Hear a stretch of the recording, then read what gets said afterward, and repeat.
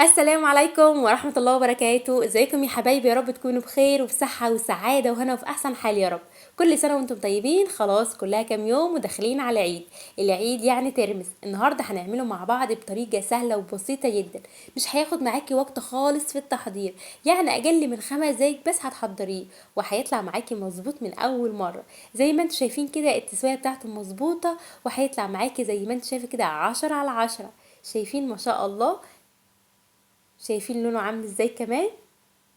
يلا نسمي الله كده ونخش على الطريقة بتاعتنا على طول. بسم الله الرحمن الرحيم. هنا عندي كيلو من الترمس. اي كمية انت حابة تحدديها، لو حتى ربع كيلو بس هتعمليه بنفس الطريقة. نجيته كويس كده، حشت منه اي شوائب فيه. وبعد كده عندي في الحلة بتاعتي حملاها كلها مية. لازم احط عليه مية كتير جدا، ما تبخلوش عليه في المية علشان هو كمان لما بيفضل ليلة كاملة حجمه بيتضاعف وكمان بيشرب المية. زودوا عليه مية، ما تخافوش، لازم تكتروا عليه مية على قد ما تقدروا. زي ما انتم شايفين كده حملة عليه الحلة مية على كيلو واحد بس من الترمس. وكمان الترمس ده مش مر، ده ترمس مسكر، يعني ده بيتاكل على طول. خلاص حطيته كده من بالليل لحد الصبح. هوريكم شكله عامل ازاي. شايفين ما شاء الله؟ طبعا حجمه ضعف تماما. انا لسه مش حطيته على النار خالص. انا نجعته ليله كامله، يعني من بالليل كده. نجيت لو في حاجه وحشه ولا اي شوائب فيه، ومليت الحله عليه زي ما انتم شايفين كده، وسبته ليله كامله.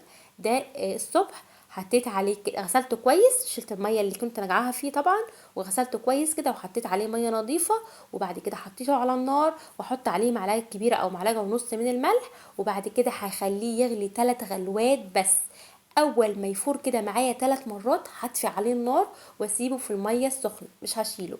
واسيبه بس ساعه ساعتين حسب ما انت حابه. وبعد كده بتغسليه وبتقدميه باي طريقه انت حباها، وبيتاكل على طول، بيكون طعمه خطير طبعا.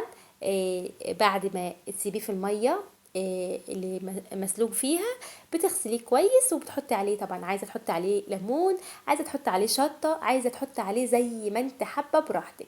زي ما انتم شايفين كده انا خليته غلى 3 غلوات بس، وطفيت عليه النار وسبته ساعة او ساعتين في المية السخنة. وبعد كده حطيت شوية من المية وحطيت فيها شوية من الملح. ممكن تحطي شطة، ممكن تحطي ليمون، براحتك حسب ما انت حابة. غسلته كويس وبعد كده هحطه في المية دي. هيفضل معايا من يوم لحد 15 يوم بالطريقة دي. بيكون طعمه خطير بصراحة. لما بيفضل اكتر بيكون طعمه احلى واحلى. زي ما انتم شايفين كده. يا رب يكون الفيديو افادكم. ما تنسونيش في الاشتراك وكمان اللايك والكومنت الحلو لو اول مرة تشوفوني كده. وما تنسوش تكتبولي كده بتتابعوني منين بالظبط.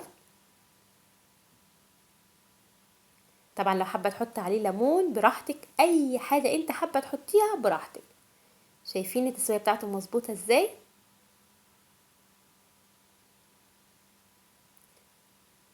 شايفين لونه عامل ازاي؟ ما شاء الله طعمه تحفه بصراحه. ما بياخدش وقت خالص، هي ليله كامله بس هتنجعيه فيها وبعد كده هيتاكل على طول. يا رب يكون الفيديو افادكم والسلام عليكم.